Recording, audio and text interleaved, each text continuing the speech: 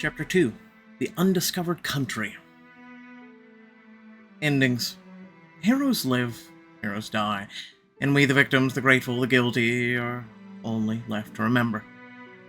The time that is given to them is short, and the time that is given to us is long, torturously long. Now, playing as Cade. The sun is shining through the ivory-colored windows, voices floating to you like they're deep within the ocean, muffled and drowned. Cade, darling. She nuzzles your hand as her kittens play at your feet, but she feels worlds away. What you're saying doesn't make any sense. I know what I saw, Cade. Tell them. Perhaps the soil is too fresh for Cade. We can let him root for a day or two. Right his leaves, then... We do not have time for that, Willow. Rain is dead, Imtura, Nia, Mal, Tyrrell. They're all dead. Murdered by a flying being who took every single attack that we threw at it. Like it was nothing. And why would this winged warrior just leave? What was its mission? Probably to kill the heroes of Morella, or torture Cade, or any number of awful things, but we have to... Finally look up from your parchment. I don't understand what that creature was. Well, it definitely wasn't the winged warrior of legend. You saw it! I saw a gold figure with wings. The dark winged warrior is in gold. It wouldn't be the first time the elven text twisted actual facts, but it doesn't matter because Rain's not dead. What do you mean? If it was the winged warrior, then Rain definitely isn't dead. Cade, you saw the blade go through her. But where's the body?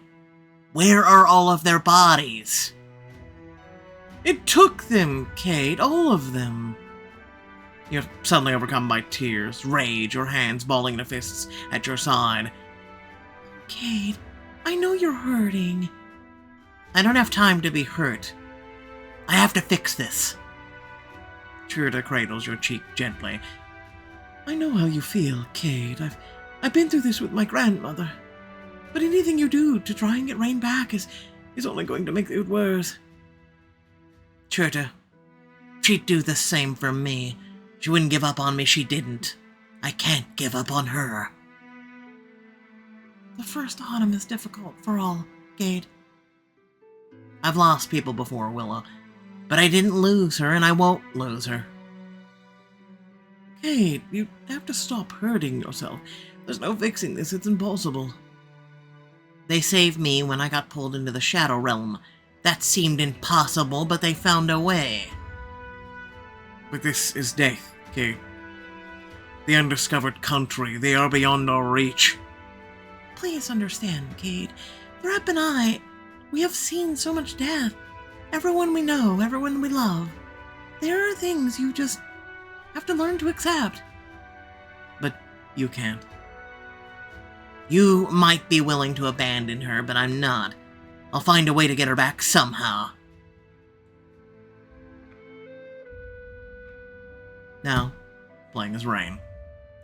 You wake to the bright light, and the heat of the sun shining down on you, surprised to not feel any pain.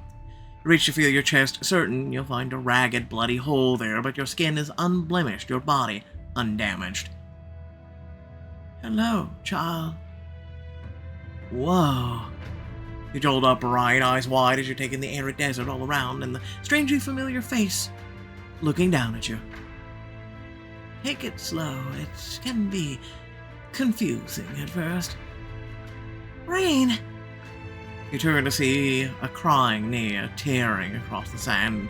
She runs right into your arms.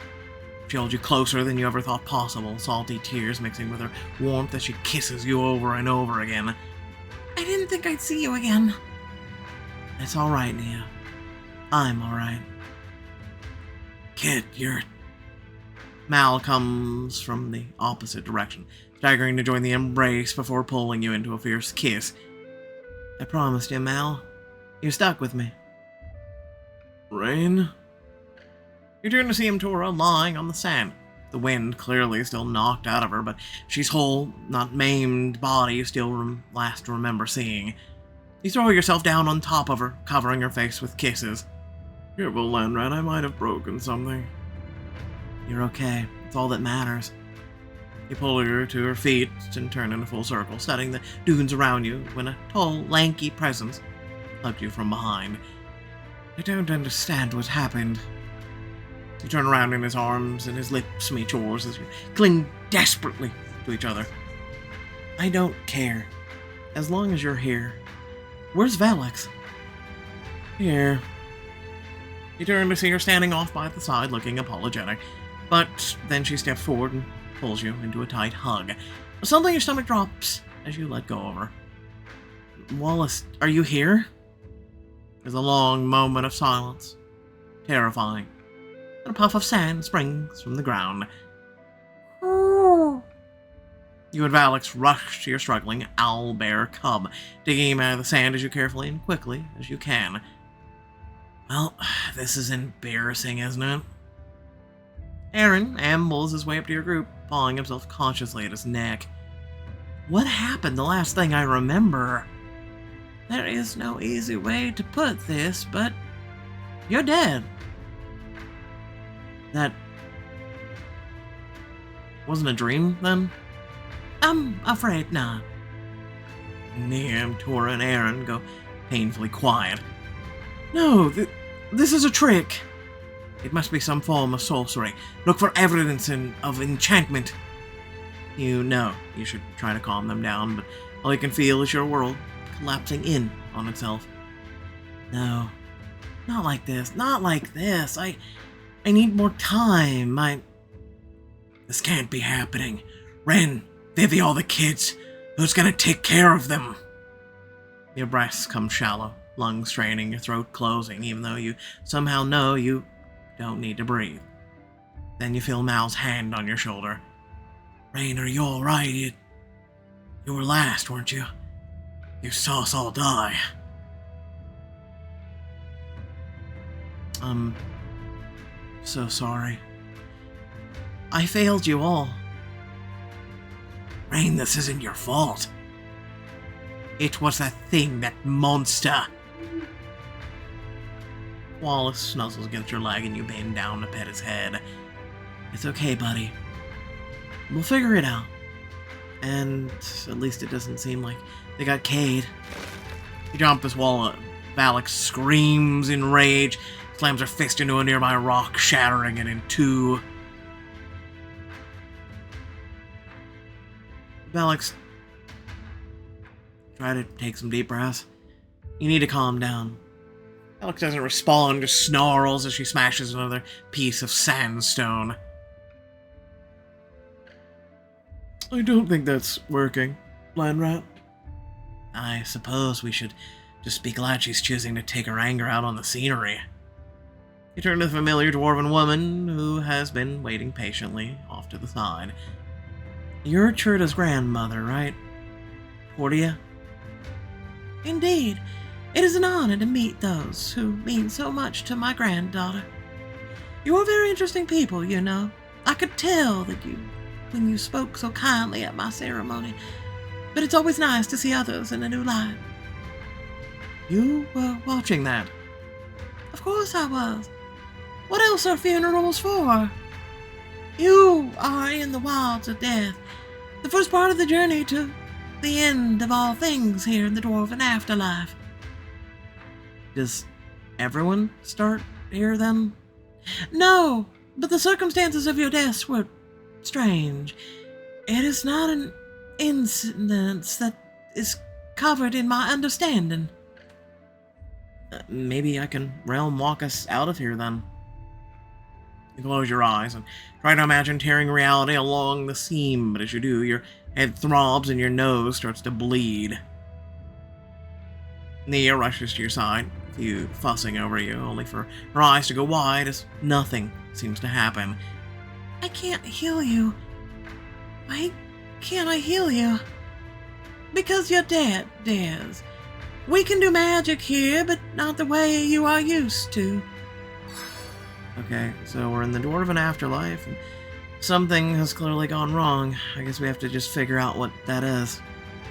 I don't believe you will find any answers here in the wild, but perhaps further down the river. I can give you my guidebook if you'd like. I will try to keep up as we go, but I am far less spry than you young things. Why should that matter in the afterlife? Doesn't it not matter? She reaches into her intricately beaded bag and draws out a lustrous tablet covered in jeweled etchings. The Gom Jabbar is a sacred document, meant only to be seen by the dead. All dwarves are buried with their own personalized illuminated text. But if only the dead are allowed to see it, who writes it? We have one scribe, the Gom, who keeps the knowledge for the living so that we, the ancients, will know what to expect when we arrive.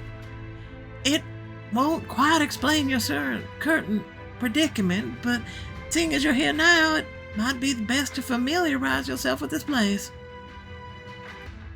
Lore tablet. Take it. It never hurts to know what you're getting into.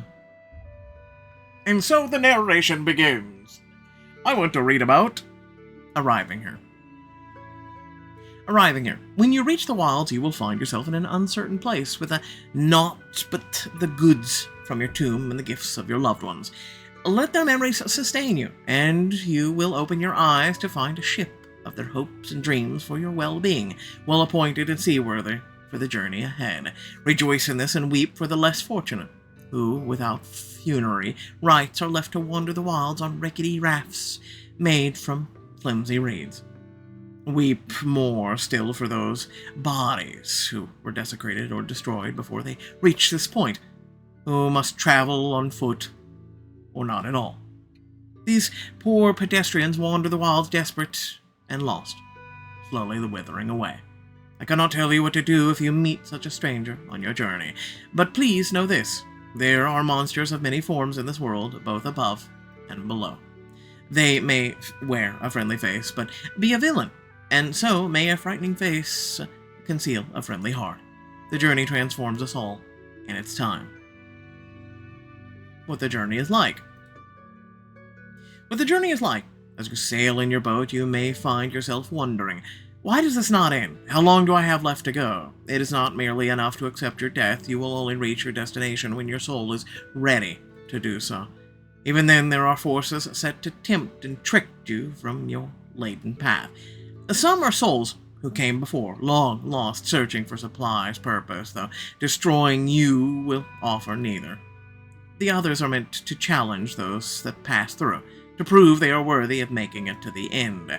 There are bone tiger, skeletal beasts of ever-present hunger, seeking to fill their bellies with the gifts your loved ones have given you. Then there are the river wights, creatures of constant sorrow that lurk in the reeds. They whispers carry on the wind, telling you things you know, but do not wish to hear. And, of course, the pyre birds. Buzzards of the most profane flame, born from those whose earthly vessels were destroyed by that most horrible and all-consuming heat.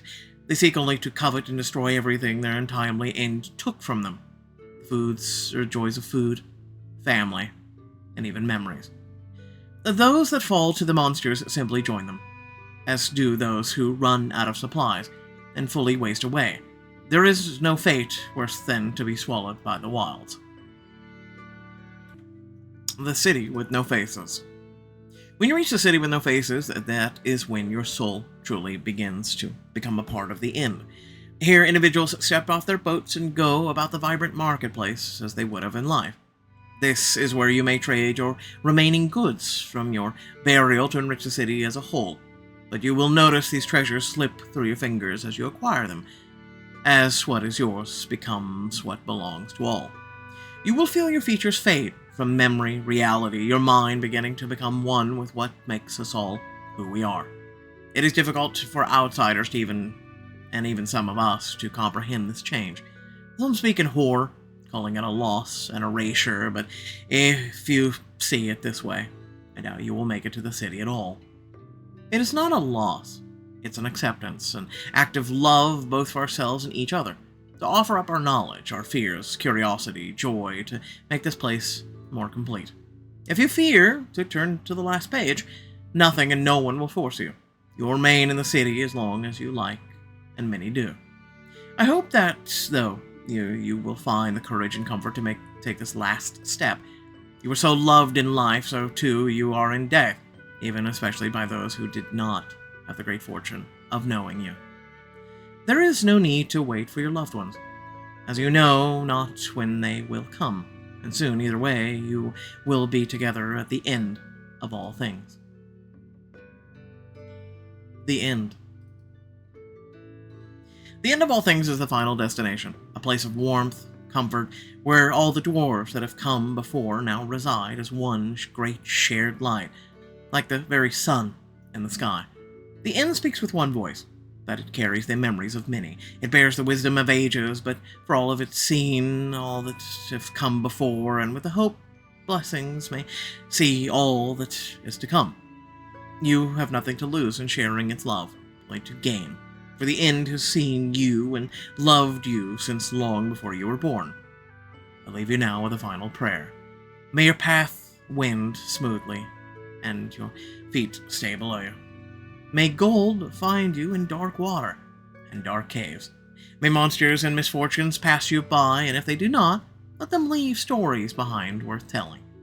May you bring all this and nothing to the end, for the value is in the passing.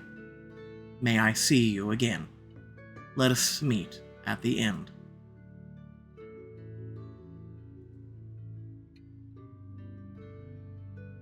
Oh joy. We now have things to collect. Also, looks like weapons. One looks like a shield, one looks like a scythe, crossbow, and it looks like 3 tablets. You got a lore tablet. You don't say!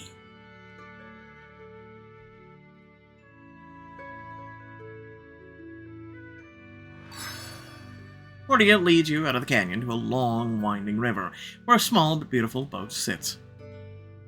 Climbing aboard, Portia reaches up to give you a gentle pat on the back, while Imtura immediately starts to inspect the rigging. One more question. You died a few months ago. Does time work differently here, or? A little, but it's mostly that I tire quickly these days. One can't be too careful with the monsters that lurk about, looking to devour our souls. Boats and monsters first. Good news. I've heard all day. As she reaches for the sails, a popping sound floats on the air, like sparks, but hotter. Then everything begins to burn. Oh, a pyre bird. Damn it, Tora. You have to stop saying these things. Above you, a flock of fiery birds circle your boat, their wings crackling with every flap. Those must be the pyre birds your guidebook mentioned. Yes, a challenge between us and the end. It said that they seek only to cover and destroy everything their untimely end took from them, right? And we must stop them if we don't wish to join them. Working on it. Quick, douse the flames! Your party dives for every bucket and barrel they can find as a fire bird comes flying right at your face. Aren't we on sands of whatever the hell this is? Hit the deck, drive it backwards, scream in its face. Jesus Christ. Yes, just go roar! You throw yourself to the ground with the bird, raining sparks down upon you as it flies overhead. I'm dead. Why do these things still burn? I have similar questions. We need to get those fires out now or she won't sail. You wheel around to see flames licking along the deck, rapidly spreading. All out where the flames are worst, smother flames with a blanket. Blow on the smaller flames. Yes, blow on the flames. You pull a large, colorful blanket out of one of the crates and throw it on the flames, dousing them. But that one's so pretty, Rain. What? What do you mean, so pretty? What's pretty? It's a flame. trying to kill us. Alright, so, you know what? Survival seems like a good option right now. We have stone shape and illusion. I'm gonna go with illusion.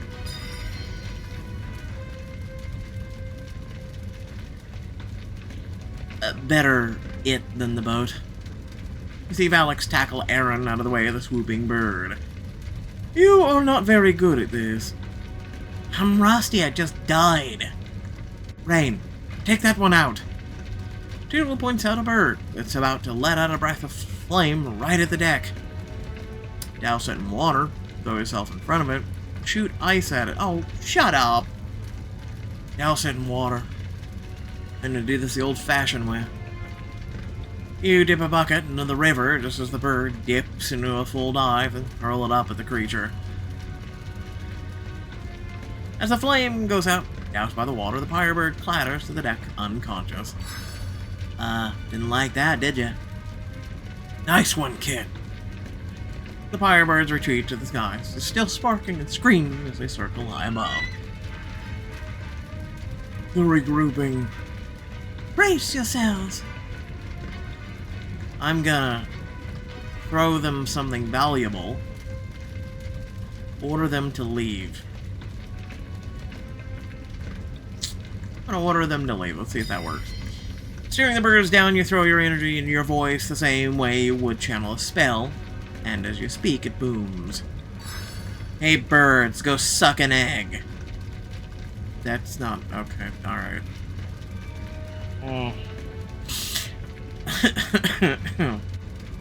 Suddenly they all turn, still sparking and calling, and head back towards the shore. That was terrifying and impressive. Now we can see kind of like water, I guess? Question mark? And stay away! Mal throws a dagger after them for emphasis, while Portia takes a seat on one of the benches, breathing heavy. Are you alright? I will be. As I said, this is why I've been taking my time. Thank you all for your help, everyone. Portia goes still for a moment as she looks over the deck. Then her eyes go wide as they land on a toppled crate. Oh, no. The pyre birds took away my chalice, the one that Cherta gifted me. Will you be alright without it? It was enchanted to allow me to move quicker and quieter through the wilds, and as I get further away from it, I lose all memory of it. But that is the way. This is how we move on to the end of all things. But if we could get it back, would you want us to? I'll admit it would give me some comfort to bring it to the end, so the memory may be shared with my people. But it is a single memory, no need to trouble yourselves. The pyre birds probably have a nest nearby. If we bring Mal, I bet he could easily get the chalice back from them. Volunteering me again, priestess? I actually like to take some time to repair the ship before we head out. And between Valix and Tyrrell, I've got more than enough hands. I'm mildly offended. What do you say, Rain? Can we go? If these birds are as scary as they seem, I bet the chalice isn't the only thing they've got. Not sure they've saved anybody else's memories, but some magical items could be useful. Retrieve the chalice, get a useful item, help them through their feelings. Okay.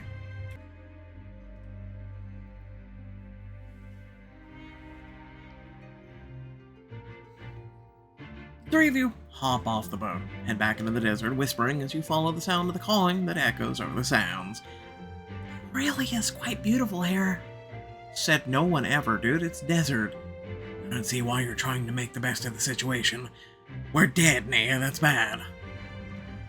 We are, yes, but that doesn't mean there can't be some upsides. Upsides about dying? You gotta be kidding me. We should always look on the bright side. I don't like the bright side. Makes the air feel heavy and stuffy. Just because you're wearing too many layers. The point is, Mel, that we're together. We'll figure things out. Figure out what? way to get home? Is that even possible? It might be. Which is why I'd rather focus on that rather than myself get a sunburn on the bright side. You'll come to a stop as you start to crest a dune. Dozens of pyre birds sitting in the few sparse trees scattered throughout the sand. Not much cover around here. That's what I've got you and Nia for. You two distract the birds, I'll get the chalice, whatever other trinkets they've got hidden in their nests. And with that, he disappears from view. Distract them by making a lot of noise. Think you can do some magic that makes a big enough of a bang? With no life or drawbacks? Definitely. So why is it she's not able to do any, like, realm walking? Which is weird. And it's part magic, right? But she's able to do magic with no drawbacks. Okay. Nia laughs softly to herself as she begins moving her hands in a circular motion, and then the brush explodes in a burst of golden light that causes the birds to scatter. She couldn't have done this earlier when we were fighting the birds. Mal chooses that moment to strike, seeming to melt out of the dunes to creep up to the nest. Holding up the chalice triumphantly, he tucks it in his bag and starts to back away from the nest towards you. And as soon as he's close, you and Nia take off running, Mal rushing after you until you no longer hear the calls of the birds. I think we lost them. Easy. Now the spoils. Golden chalice. Even though it doesn't look gold, it looks bronze. Then he holds out another small object that fits neatly in his palm. And a little something for us. That's a summoning whistle. Why does it look like a bird? That's what they summon. They used them at the temple where I grew up to call a messenger bird to come take their packages.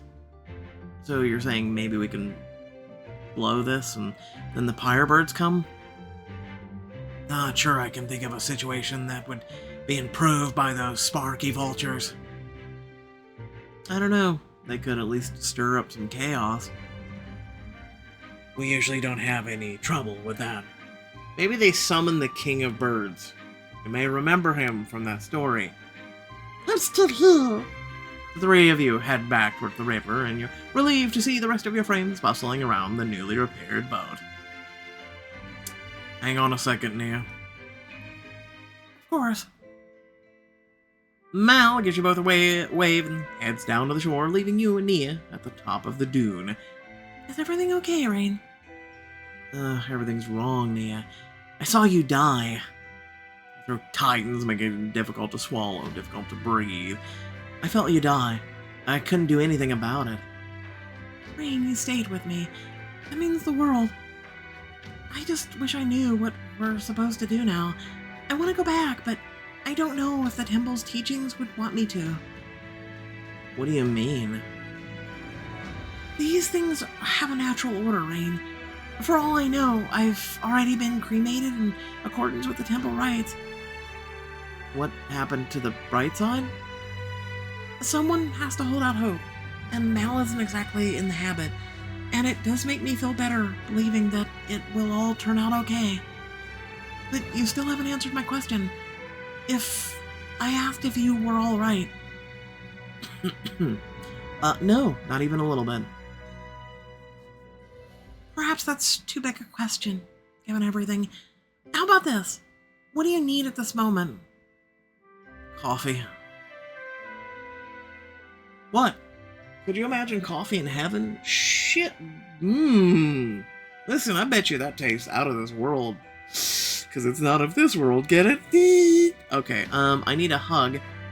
I don't know what I need. I mean, you just died, so I would feel that. I need you to hold me. That's my favorite thing to do. Until the end, when then you'll forget me.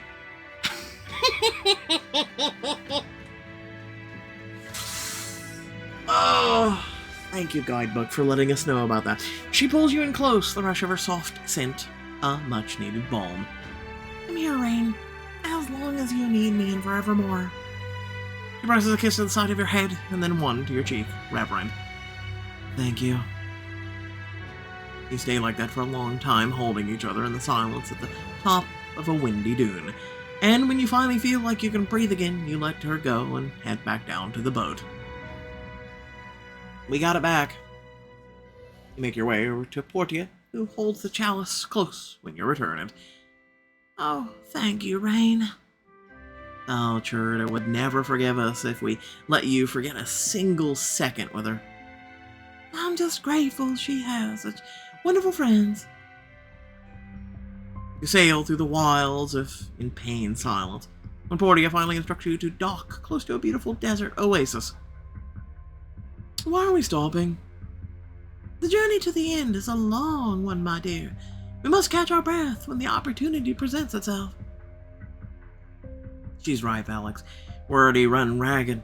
We don't need to go rushing into the next fight we can find. But I like rushing into the next fight we can find. Yeah, how'd that do for you in life? Oh, that's right, you're dead. And it's nice to have something to do. What we can do is keep going. Call it Violet. You might be used to everyone following your orders, but Rain's the boss here. I didn't mean... What you meant doesn't matter. Apologize. Will all of you sit down and shut up? This isn't helping. Wallace jolts awake, where he's been lounging on the sand, scampering behind you. You're not even angry at each other, you're just angry about everything else. Perhaps that is precisely why we need to take a moment to sit with those feelings. You look over to find a former prince standing at the water's edge, looking remarkably calm. I can't believe I'm saying this, but Aaron's right. We just need to come up with a plan. No, I can't even select it if I wanted to. We are all still together, and we make each other better, always. Even me. You're here, aren't you? I have a feeling that's for a reason. We can do this together. Why is it when you give such an inspiring speech, I actually believe it? There's one thing I don't get, though. Why did we end up in the Dwarven afterlife? I always thought I'd be one with the elements, gone, and El Hollis. Why does this have anything to do with the one skill we selected? Or didn't? This is stupid. I'm gonna go with...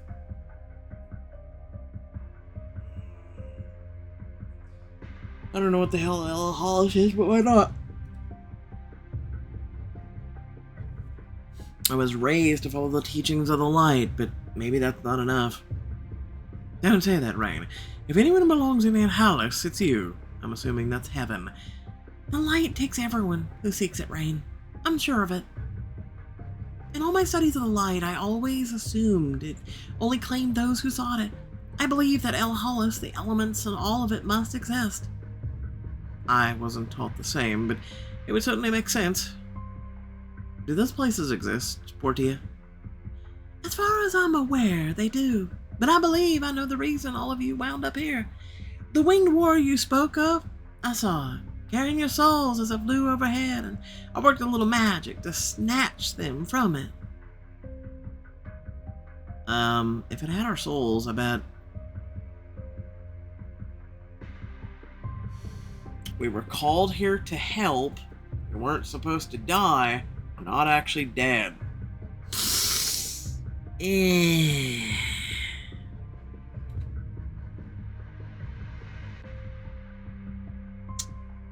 We're not actually dead, maybe. Yeah, we'll go down. Maybe we're just trapped and our bodies are sleeping or something. Rain, didn't you see all of us get killed? I don't remember much, but that kind of pain doesn't seem like something you just wake up after. I believe you weren't meant to die when or in the manner of which you did. That warrior clearly interfered. But what can we do about that now? We're dead. If we weren't meant to die, maybe there's a way to come back? You think the end of all things could help? Surely out of all the dwarves who have made it the journey, one of them has to know something. If anyone has an answer, it would be them. But how could they possibly have knowledge of what lies outside this realm? Suddenly you feel something stir within you, around you, just like you felt during the fight with a winged warrior. Do as your dwarven friend says. Seek out the end. Remain out of sight until I can reach you. Rain, you're doing that thing again? Is she possessed? Can you even be possessed after you die?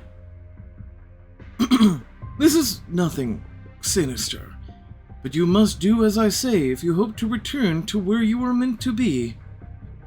You fight against the invading voice, trying to speak, only for it to retreat within your mind, like a guest waiting in the foyer.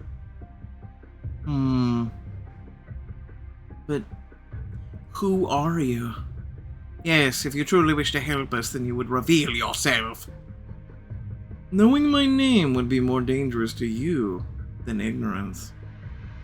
And ignorance is very dangerous indeed. I agree with that. Your head swims and you feel the force leave your mind. You find yourself stumbling forward, Tyrrell holding your arm to help steady you. You all could hear that, right? Yep.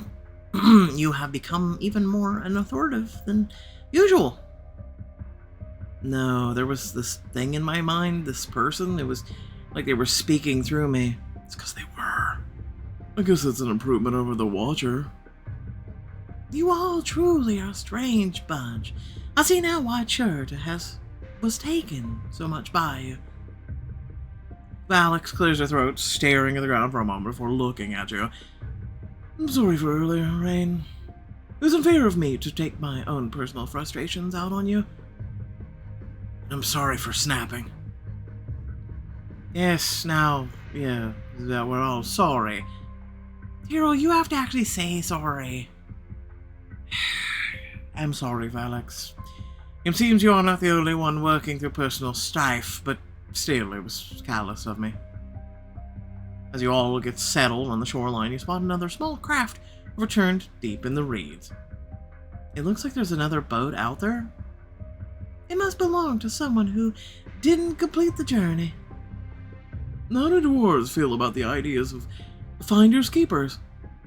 No sense in letting anything go to waste, especially since the river whites have no interest in the powerful heirlooms left behind. I don't think it's wise to venture off alone, Imtora. We don't know what could be lurking in the reeds. I won't be alone. I'll have you and Rain, right? And who knows, maybe I'll even help you deal with some of that personal strife, elf boy. Got it. We should take a look. It's in a book, reading Rainbow. The three of you leave the rest of their friends on the shoreline, trudging through the ankle-deep water until you reach the abandoned boat. I never thought I'd be searching for treasure in the afterlife, but here we are. It is strange. Why force people to prove themselves after they die? Isn't that the purpose of life? Oh, thank God someone said it. Yeah, no, I totally agree with it. Life is cruel enough to face the same sort of things in death. It's harrowing. Nah, I wouldn't go with harrowing. I think it's stupid. The dwarves have been through so much in life, it saddens me to think of them suffering here as well. Oh, Portia doesn't seem to be bothered by it. Maybe there's some pride there in being strong enough to make it through. Oh, my dear Imtora, you're cute. Imtora walks around the overturned boat, placing her hands on her hips every now and then in thought. So, what's your judgment, oh mighty pirate queen? Not a queen. Do you want me to... Goes up a finger and Tyrrell quiets, and she takes hold of the whole boat, hoisting it out of the marsh for just a moment. Stars! She drops it again, the water all around you ripples, and she wipes her hands on her pants. There's something shiny down there, all right, but there's no easy way to get to... Could we swim under? There's a gap down there if you don't mind getting wet, or Tyrrell and I can hack it to pieces.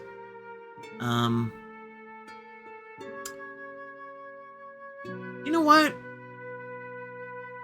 For once, I'm gonna go the easy path. You two cut it open. Tora guides you to the side of the boat, where some of the wood is already starting to break down. Right here, elf boy, straight in. And you can even light it on fire if you like, just for fun. I don't do it for fun. Really, because I've heard if you move it fast enough, you can write your name. Come on, Tyrell. It's not like it costs us light anymore. He sighs, but his sword does burst in a green, glowing flame. Well, that's certainly new. He springs forward and smashes his great sword into the wood, the fire immediately starting to burn through it. My turn. Dora follows up with both of her axes, chopping through the waterlogged wood until you can reach through and grab the shiny piece of metal. Woot. I'm not sure what it does. Well, we'll just have to ask Portia about it once we're back. How about you keeping that flame lit, Tyrell, and don't just say magic or light's will or whatever? It's my will, actually. Just thinking about that is giving me a headache. It can, but sometimes it's nice to show off. There's the Tyrell we all know and love. And Tora gives the boat another once-over, peering in through the holes in the hull. Looks like everything else has been picked over already. Should we head back?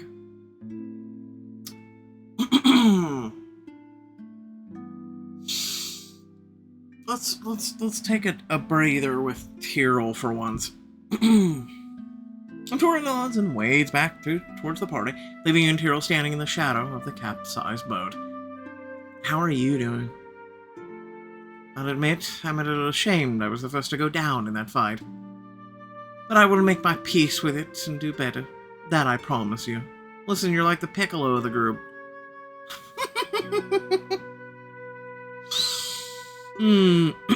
Tyrell, that wasn't what I was talking about.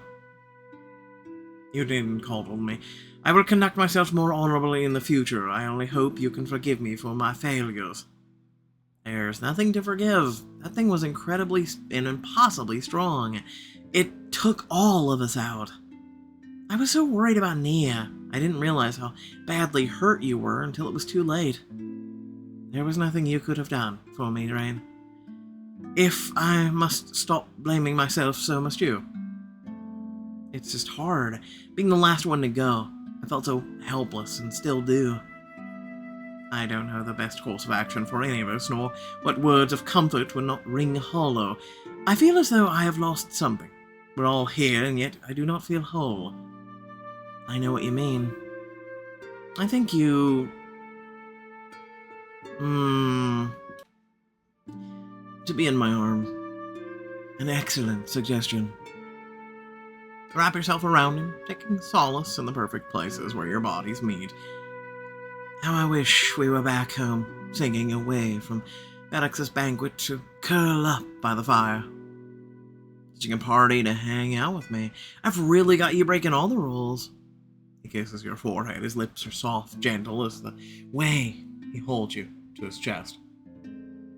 Still, being able to hold you like this, it seems like fate is not as cruel as a mistress as I once believed.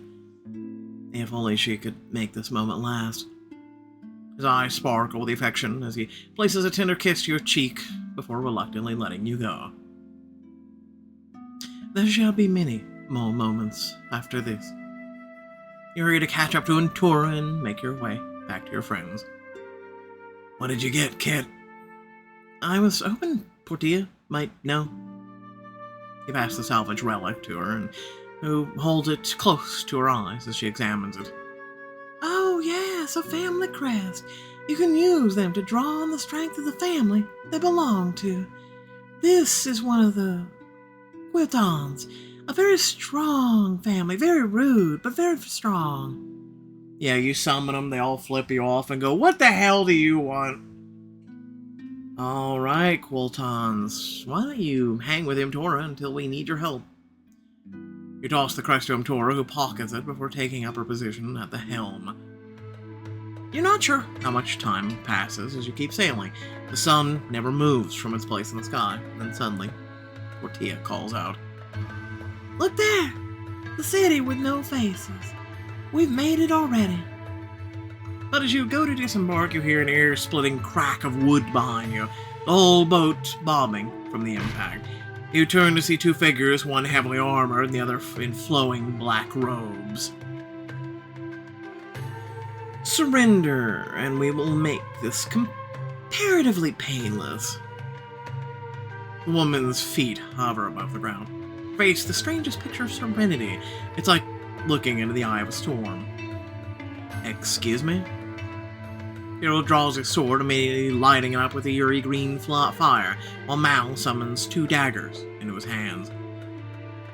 We make no such promises. Took the words right out of my mouth, elf boy. Oh, I like this guy. And the short one with the daggers! Liking them is immaterial, dear brother. How many men have you killed? How many of them did you like? It's true. I do like a lot of men. Okay, wait, TMI? Stop talking about us like we're not here. Who are you and what do you want? Oh! This is awkward. I thought it would be obvious. Raises his gleaming sword twice the size of Tyrrell's. The woman makes a small but precise gesture, and the blade suddenly turns red hot as if it's just been taken from the forge. We're taking you to Nephora. Sorry, who? A what? When? Anyway, without further ado, thank you all for watching. Please remember that if you did enjoy the content, to like, share, and subscribe. Please head down to the comment section. There is something pinned, but also let me know your thoughts about the video. First and foremost, sorry about being late. I did make a community post on the video, or on the channel. If you don't know where that is, you pretty much go to community when you go to like the main channel to browse anything and everything. And it's where you can, see community posts that aren't videos or just like, pictures or whatnot. And just announcements and things like that when I'm, not able to jump on content. Pretty much have a bunch to do. Again, if you haven't read it, please go do so. It's probably in better detail than I can give you here. But other than that, there should be something up on your screen right now. Please consider checking that out. Your support would be greatly appreciated. Really, truly, it means a lot. And then also, there's down pinned in the comments as well. So, yeah, other than that, thank you all once again. Very much appreciated that you're all here. Hopefully you do enjoy what I did with the video and voices and the whole 9 yards. And, so far this book's alright. It's interesting. It's alright, but it's interesting. We'll see where it goes. It's a journey, right? Alright, catch y'all later. Peace out.